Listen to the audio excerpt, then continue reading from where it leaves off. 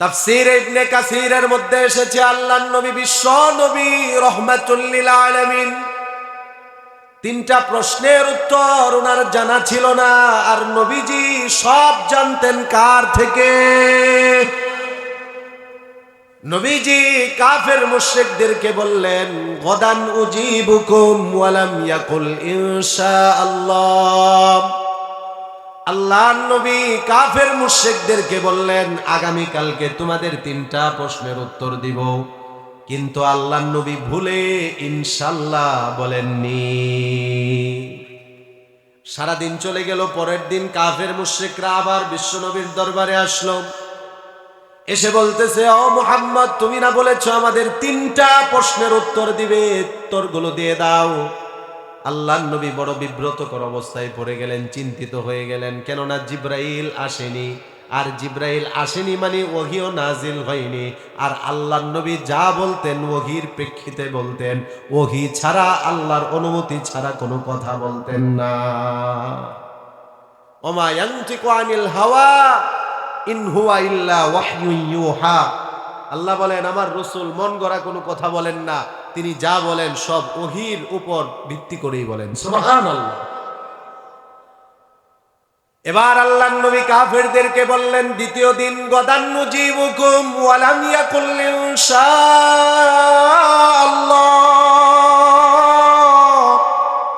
আল্লাহর নবী কাফেরদেরকে দ্বিতীয় দিনও বললেন, আগামী কালকে তোমাদের এই প্রশ্নের উত্তর দিব, কিন্তু ইনশাআল্লাহ দ্বিতীয় দিনও বলেননি।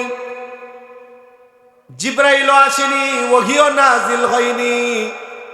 তৃতীয় দিন আবার কাফেররা আসার পরে আল্লাহর নবী বললেন, গদান নুজিবুকুম, কিন্তু ইনশাআল্লাহ বলতে বলে গিয়েছেন।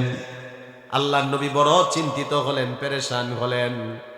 এই ইনশাআল্লাহ না বলার কারণে নবীজিকে শিক্ষা দেওয়ার জন্য, নবীর মাধ্যমে কিয়ামত পর্যন্ত সমস্ত উম্মতদেরকে শিক্ষা দেওয়ার জন্য 15 দিন পর্যন্ত ওহী নাজিল বন্ধ ছিল।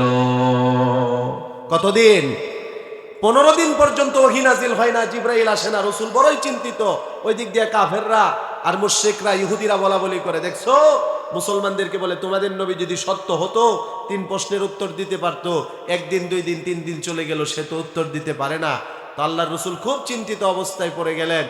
15 দিন পরে আল্লাহ তাআলা ওহী নাজিল করলেন। সুবহানাল্লাহ। কেন এটা? রাসূলের কাছে 15 দিন ওহী নাজিল হয়নি কেন? রাসূল শুধু ইনশাআল্লাহ বলেননি। আমরা তো কত কাজ করব শুধু বলি, চাপা মারি। এই চামড়ার মুখে আমাদের যদি ওজন থাকতো তাহলে এত কথা বের হতো না, যত কথা অনর্থক আমরা বলি। জুড়ে বলেন ঠিক কিনা? এই করব, সেই করব, এই করে ফেলবো, সেই করে ফেলবো, সবকিছু ভেঙে চুরমার করে দিব। এই যে ভবিষ্যৎ যত কাজের ব্যাপারে আমরা বলি, আমরা তো অনেক ক্ষেত্রে ইনশাআল্লাহ বলি না। এই জিনিসটা উম্মতকে শেখানোর জন্য আল্লাহ নবীর মাধ্যমে উম্মতকে শিক্ষা দিবেন। 15 দিন পর্যন্ত ওহী বন্ধ ছিল, আর 15 দিন পরে ওহী নাজিল করলেন। কোন আয়াত? ওয়ালা তাকুলান্না লিশাইইন ইন্নী ফাইলুন যালিকা গাদা ইল্লা আইয়াশা আল্লাহ। ওগো নবী, ভবিষ্যতে কোনো কাজ করবেন যদি বলতে চান, ইনশাআল্লাহ অবশ্যই বলতে হবে, কেননা বান্দার ইচ্ছায় কিছু হবে না, সব কিছু কার ইচ্ছায় হবে। জোরে বলেন না, কার ইচ্ছায়? সহিহ বুখারীর বর্ণনা, আল্লাহর নবী বলেন, আল্লাহর পয়গম্বর সুলাইমান আলাইহিস সালাতু ওয়াস সালাম সমগ্র পৃথিবী যারা শাসন করেছে 4 জন, তাদের মধ্যে একজন হলেন আল্লাহর পয়গম্বর সুলাইমান আলাইহিস সালাতু ওয়াস সালাম।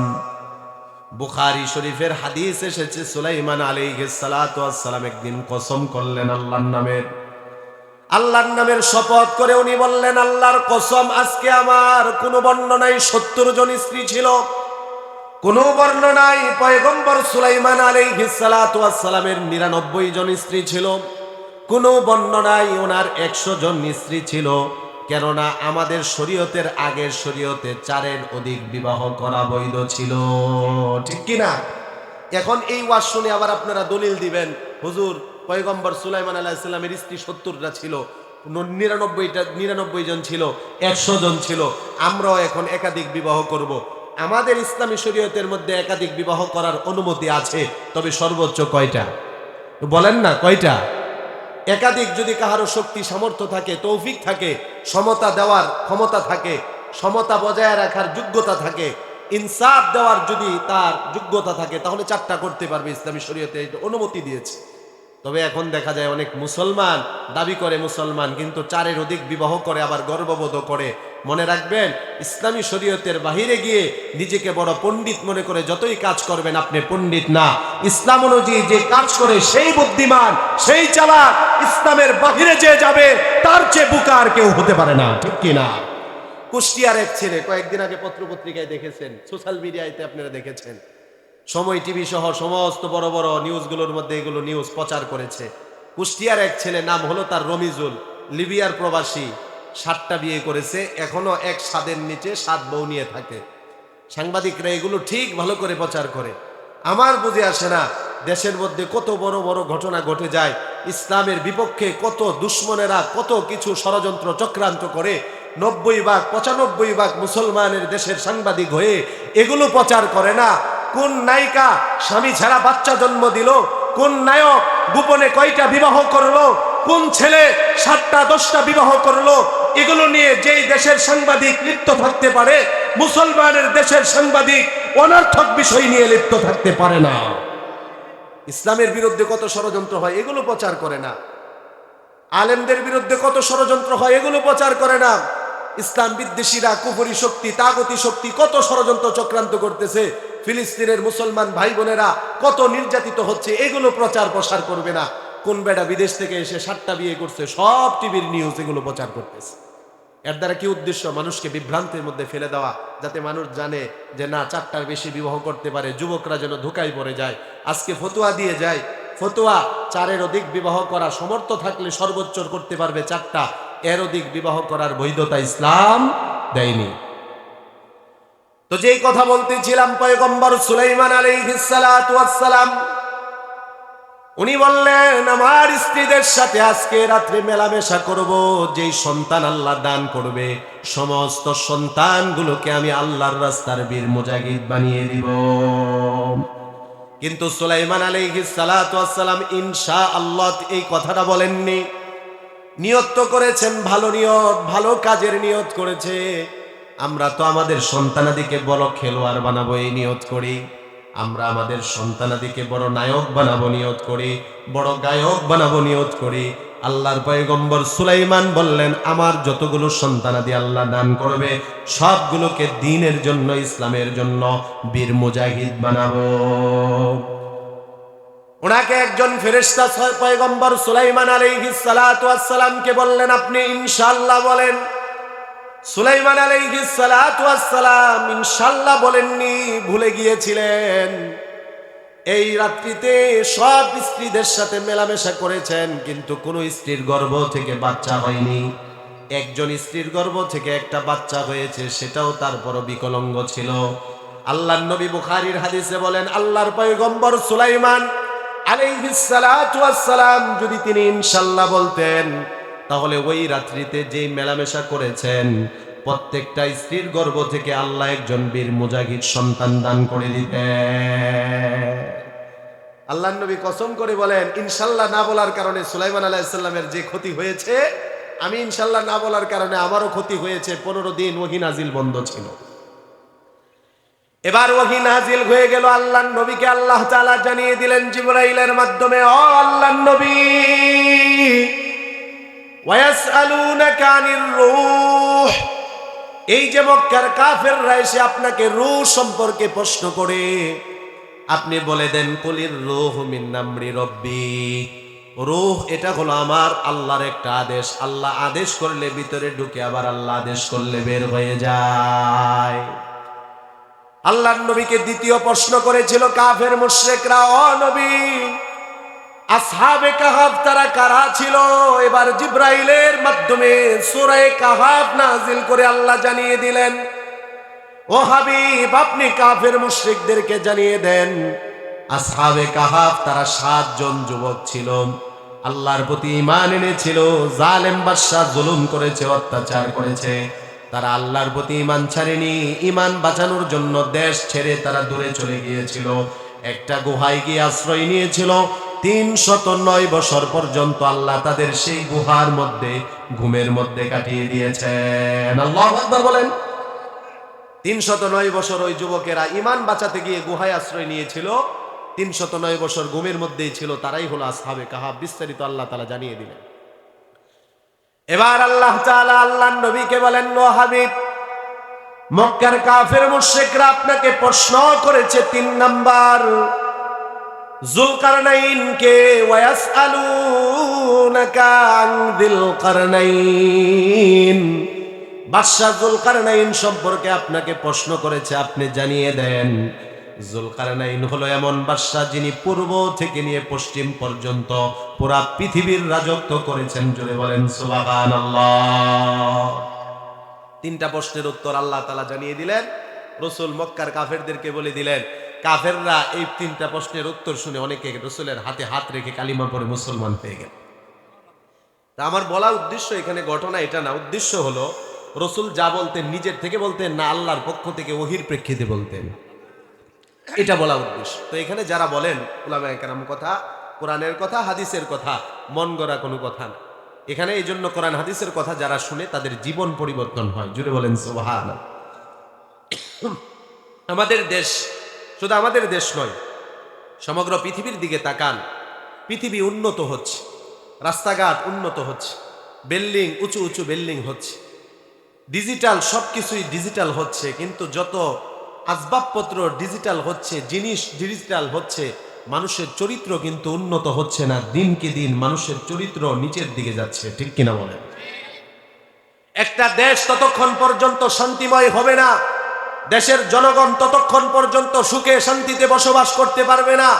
শুধুমাত্র রাস্তাঘাট, ব্রিজ আর বড় বড় রাস্তা আর মেট্রো রেল এগুলো উদ্বোধন করলেই কিন্তু দেশে সুখ আর শান্তি হয় না।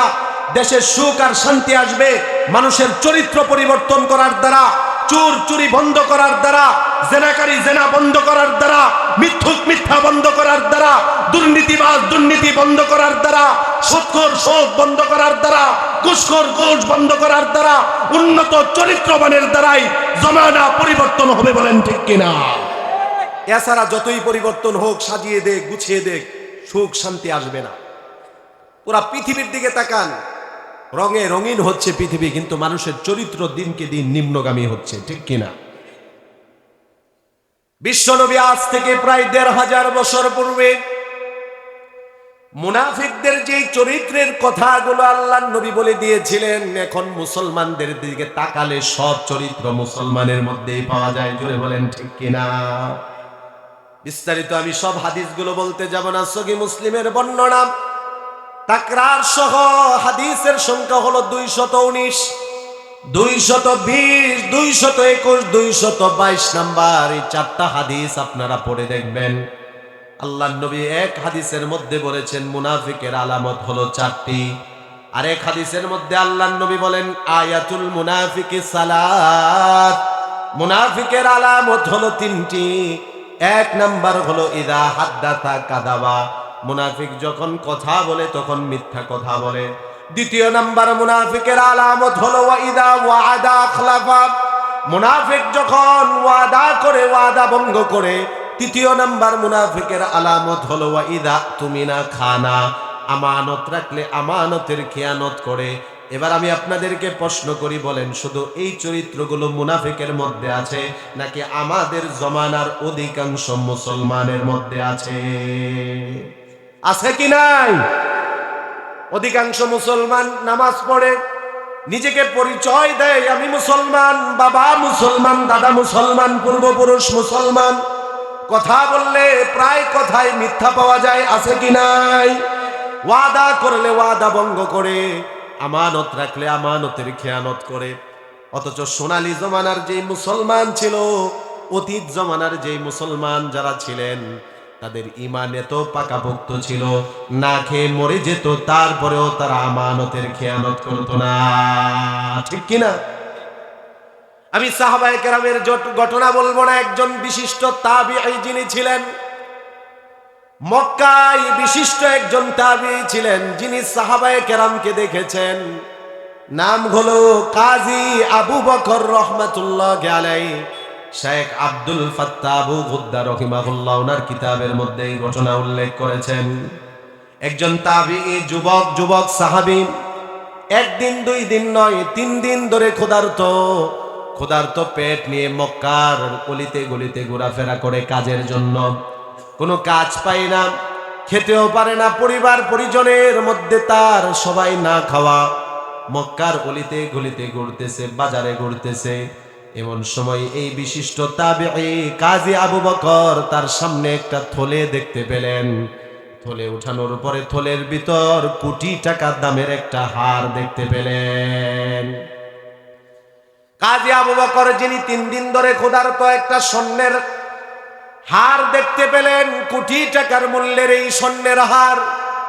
আমরা তো একজনের পিছনের দিক দিয়ে হাঁটলে 1000 টাকা 500 টাকা পড়ে গেলে অনেকেই লোভ সামলাতে পারি না, ঠিক কিনা বলেন? অনেকে এটা ফেরত দেওয়া তো দূরের কথা, নিজের পকেটে ভরে ফেলে।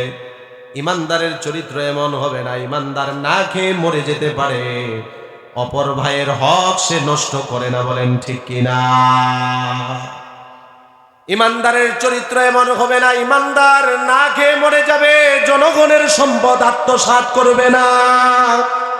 ইমানদার না খেয়ে মরে যাবে, ওয়াদার বরখেলাপ করবে না। ইমানদার না খেয়ে মরে যাবে, মিথ্যার আশ্রয় নিয়ে ইমানদার রিজিক কামাই করবে না। ইমানদার না খেয়ে মরে যাবে, সুদ ঘুষ আর দুর্নীতির মধ্যে লিপ্ত হয়ে রিজিক অন্বেষণ করবে না। কাজী আবু বকর কোটি টাকা দামের হার পেয়ে আনন্দিত হয়নি, বরং বড় কষ্টের সাথে বলতে লাগলেন, আহারে এই মূল্যবান সম্পদটা জানি কার হারিয়ে গিয়েছে। লোকটা তো বড় চিন্তিত অবস্থায় আছে, কি করব, আশেপাশে তাকিয়ে দেখে কেউ নাই। এই মূল্যবান সম্পদটাকে তার মালিকের কাছে ফিরিয়ে দেওয়ার জন্য বাজারের অলিতে গলিতে ঘুরতে লাগলেন, খুঁজতে লাগলেন, পাননি। এই দামি হারটা তিনি তার বাড়িতে গিয়ে রেখে দিলেন, আর মক্কার বাজারে প্রতিদিন তিনি অপেক্ষা করেন কে আলান করবেন। 1 দিন 2 দিন 3 দিন যাওয়ার পরে হঠাৎ করে কাজী আবু বকর দেখেন মক্কার বাজারের মধ্যে একজন বৃদ্ধ লোক দাঁড়িয়ে আলান করতেছে, ও মক্কাবাসী, তোমাদের মধ্যে কেউ কি এমন একটা থলে পেয়েছো? এই থলেটার মধ্যে আমার কোটি টাকা দামের একটা হার আছে। সারা জীবনের উপার্জন দিয়ে ওই হারটা আমি তৈরি করেছি আমার একমাত্র মেয়েকে বিবাহ দেওয়ার জন্য। আল্লাহর কোনো বান্দা যদি পেয়ে থাকো, হারটা আমাকে ফিরিয়ে দিলে তাকে আমি নৈরাশ করব না, 500 স্বর্ণ মুদ্রা পুরস্কার হিসাবে তাকে দিয়ে দিব। ওই লোকে ঘোষণা করার পরে কাজী আবু বকর বুঝতে পারলেন ওই দামি হার এই লোকটারই। তিনি এবার ওই মুরব্বী লোকের হাত ধরে বাড়িতে নিয়ে গেলেন।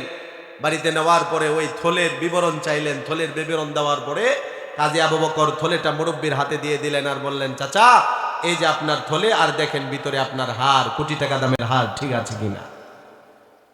এবার ওই মুরব্বী তার মূল্যবান সম্পদ পেয়ে বড়ই আনন্দিত, বড়ই খুশি।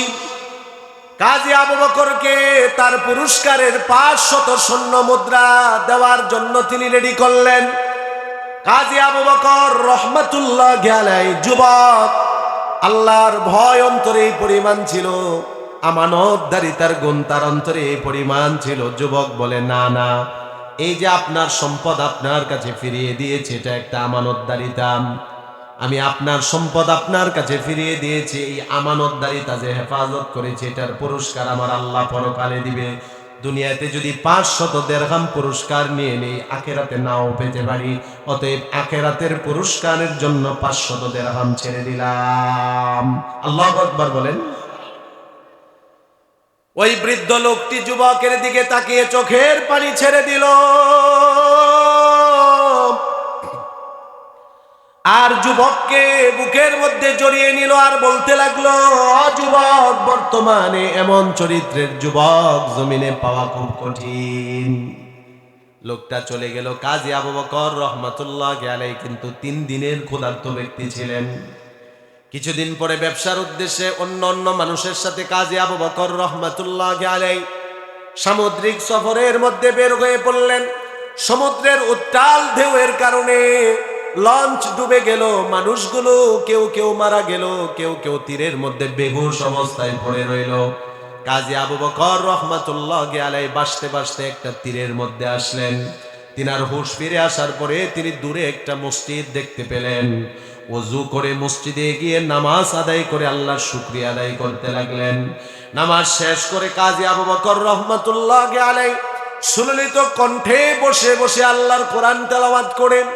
এলাকার মানুষ যোহরের নামাজ আদায়ের জন্য মসজিদে ঢুকেছে। যুবকের কণ্ঠের সুন্দর তেলাওয়াত শুনে তারা মুগ্ধ হয়েছে। আর যুবককে বলে, ও যুবক, কে আপনি? এত সুন্দর সুললিত কণ্ঠের তেলাওয়াত আপনার। আমাদের মসজিদের ইমাম সাহেব কয়েকদিন আগে মারা গিয়েছে, ইমাম সাহেব নেই, আপনি আমাদের আজ থেকে ইমামতি করবেন, আপনি রাজি আছেন কিনা? রিজিকের ব্যবস্থা কে করে দিয়েছে? আমানতদারিতা হেফাজত করেছে, তার রিজিকের উত্তম ব্যবস্থা আল্লাহ করে দিয়েছে। এবার তিনি ভাবলেন, যেহেতু মক্কায় আমার কোনো কাজকর্ম নেই, এখানে যেহেতু ইমামেরও দরকার, তো দিনের খেদমত করি না। কাজী আবু বকর রহমাতুল্লাহি আলাইহি মসজিদে থেকে ইমামতি করতে লাগলেন। কিছুদিন যাওয়ার পরে মুসল্লিরা সবাই মিলে পরামর্শ করলো, ইমাম সাহেব চারিত্রিক দিক দিয়ে বড়ই ভালো, এই যুবককে আমাদের পার্মানেন্ট ইমাম হিসাবে রেখে দিতে হবে। তাহলে কি করা লাগবে? কয়েক কাজ করা লাগবে। ইমাম সাহেব তো যেহেতু বিবাহ করেনি, এলাকায় একটা ভালো মেয়ে দেখে বিবাহ করিয়ে দিব। এবার মুসল্লিরা এসে ইমাম সাহেবকে প্রস্তাব দিল, ইমাম সাহেব,